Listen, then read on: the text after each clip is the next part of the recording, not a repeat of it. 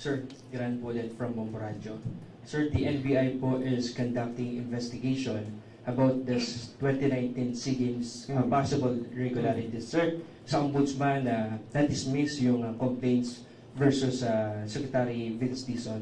Is there any possibility na sisilipin po muli ng ombudsman? That's a very good question because just this morning I asked my staff to get the whole file from 2021 to see and to look at the possible violations of law. We're opening it up again. Bubuksan namin yan. Sir, isa po sa mga nagsilbing chairman dito si Senator Alan Cayetano. Ipapatawag po ba natin siya for... Enzo Recto, kalaban ang katiwalian at kasinungalingan, kakampi sa katotohanan at kabutihan. We're still building it up. We will not rely on the BICAM alone. We have other ways to prove our case. So, iiwanan na po natin. No, we're not leaving it, but we're there examining it and looking closely into it and looking closely at the universe surrounding it. But have they been cooperative since your last pronouncement? Basically, they have. Many have cooperated. Sir, last na lang from my end. So Although some do not want to cooperate. Some former legislators who were there already don't want to cooperate because obviously it can be, ano silang sabi. ano po bang importansya ng listahan po rin, if ever you're able to get it? Sa small committee? Yes. Marami yan, maraming ano yan. Kasi nga, pag pinapaliwanag mo yung proseso kung paano ginawa, dapat maliwanag na maliwanag sa isip mo kung ano nga ginawa. Yun ang gusto natin ipakita sa korte. Diba? Sir, last na lang po. So the last ICI report stated around December, and they have a lot of lists or like persons in their list na dapat daw po pwede pa sana investigahan. Of course, the ombudsman have acted on some, pero the likes of, let's say, Carlo Aguilar na pinsan po ni Senator. We're still studying Carlo Aguilar. We got something new again today. Okay. Oh. What about si Carlina Villa po yung ilaw po ni Senator, former Senator Nancy Villa? Yes, andyan pa rin. Still under, isa yan sa pinahihinog natin. So basically, Si Carlene Villa. So is it safe to say that all of the persons on that list are actively being investigated? Yes, yes. Thank you. Ano yan yung ICI, sa dami ng dokumento, we tried using some AI on it. Just to tell you the truth, sinubukan namin gamitan ng AI to be able to organize the files in a certain manner. Meron din naman tulong. Kaya lang, we cannot rely on the AI to decide for us.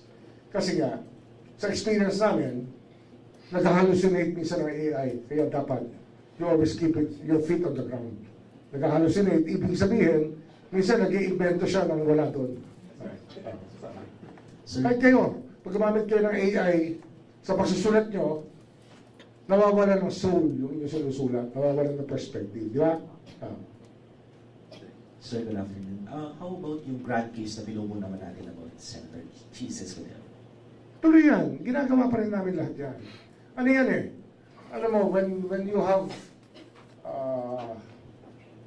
500 possible cases to file, at ang dating kasi ng mga tao, ng mga ebidensya dyan, iba't ibang level eh. Hindi naman reliable lahat. Kaya dapat susuriin mo pa ng gusto yan. Lahat. Pero tuloy-tuloy yan. Tuloy-tuloy yan. Some stage na siya, sir. Andiyan pa rin. Nasa fact-finding pa rin siya. Fact-finding pa rin. Pero malapit na rin yan. Darating tayo dyan. How about Senator Joel po? Ganun din. Same. Fact-finding. Same. Kasi nga, di ba, yung binigay ng DOJ, was not enough for us eh. Hindi namin kayang i-file yun. Hindi namin kaya i-file yun. Oh, okay na. Let's start last for the last set. Sorry, sir, I have to name some names. So in the affidavit also of former Yusek Bernardo, he also mentioned, and even si Henry Alcantara po, no, the names of Commissioner Lipana from COA, and even Third Star Builders who, based on JS... Lipana is almost done. Oh, okay. Almost done, no? PI na ba yan? So we're going to have the PI very soon. What about yung case mo ng Fred Star Builders po? Na Yung sa asawa niya? Fred Star, yung si Representative Ferdinand Beltran po, magsasaka po. Pero we have people on the job. Ah. Sir, Kasi contractor yan eh. Hmm? Contractor, oo. So Talagang we have to stop this. Alam nyo, gusto nyo tumulong sa bansa, you help us create the noise that being a legislator and a contractor at the same time is taboo. Never do that again. Tama na. Diba? Ano talaga eh? Talaga mahalay eh. Mahalay. Tapos, nagdidemand pa sila ng project para sa kanila. Anong tingin nyo ron? Di ba? Yung taxpayers money nyo, kinukuha nila. Di ba? Hindi na dapat gano'n. Wala na dapat conflict of interest. So help us with that.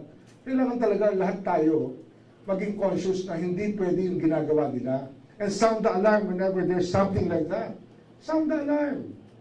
Sir, last na talaga. I'm sorry. Yes, okay. Sir, it's budget season again. Mag-go through na naman ng Congress. Sir, siguro ng mga projects and all of that, what is your warning to them that you've been actively investigating on conflicts of interest? We don't want another rant. We prepared a letter to the DBM already to give us a copy of the President's proposed budget. And any changes there, we will notice, we will study, and we will make sure that nobody goes beyond what is submitted by the President. Sir, Gran Bullet from Bomboradyo. Sir, the NBI po is conducting investigation about this 2019 SEA Games possible irregularities. Sir, sa ombudsman na-dismiss yung complaints versus Secretary Vince Dizon. Is there any possibility na sisilipin po muli ng ombudsman? That's a very good question because just this morning I asked my staff to get the whole file from 2021 to see and to look at the possible violations of law. We're opening it up again. Bubuksan namin yan. Sir, isa po sa mga nagsilbing chairman dito si Senator Alan Cayetano. Ipapatawag po ba natin siya for statement? There's a time for everything. Basta pag-aaralan muna namin yung ginawa ng office natin noong 2021. Kasi walang double jeopardy yan. Wala naman na-charge nun eh. So, titignan namin. Thank you, sir. Thank you, Speaker. Speaker. Martin, Ah. I'll be forthright with you. Kasi may mga... Let's phrase it. Yung sa PI level, sir, normally, how many days do you need? Hindi, ang rules na ginawa namin, 60 days yan. 60 days. Hahaba lang yan pagka may motions na kinakailangan i-grant within the 60 days. Pero yun talaga yung aming timeline na ginawa. Dati yan, years yan eh, ang PI dito eh. Ginawa namin dyan 60 days. Nakapublish yung rules ng PI. I think you should look at the rules again. Sir, SONA is less than 2 weeks away, so yung sinasabi ng iba na the timing then that's impossible. Hindi matagal talaga ng kaso eh, magkamada ng kaso eh. And yun nga, kung formally nga, 6 months nga eh. 6 months talaga para mabuo namin eh. Mahirap din yun eh. It's the level of cases dito sa former speaker. Baka daig pa ang family, daig pa yung family. Sa hirap, at sa laki, at sa haba ng aming pinagdaanan para makuha namin ang gusto namin makuha. And his role is what? Him being the speaker or there are specific projects? Ano yan? Makikita mo lang sa indictment yan. When the indictment comes, you'll know. You'll know. Okay? Thank you very much. Thank you, sir. Miko, baka gusto mo sila i-brief about PI? Yung PI kasi, hindi na unawaan ng lahat na yung preliminary investigation is a very important aspect of due process. So, si Miko na nagpapaliwanag. It's a requirement under the... Requirement yan, pero mabuti na mapaliwanag sa inyo ni Assistant Ombudsman Governor. Thank you. Bunyog, halikan na kasama ka. Bunyog, Kapag buklod ay may pag-asa, Luzon, Visayas, Mindanao, isa ang pananaw.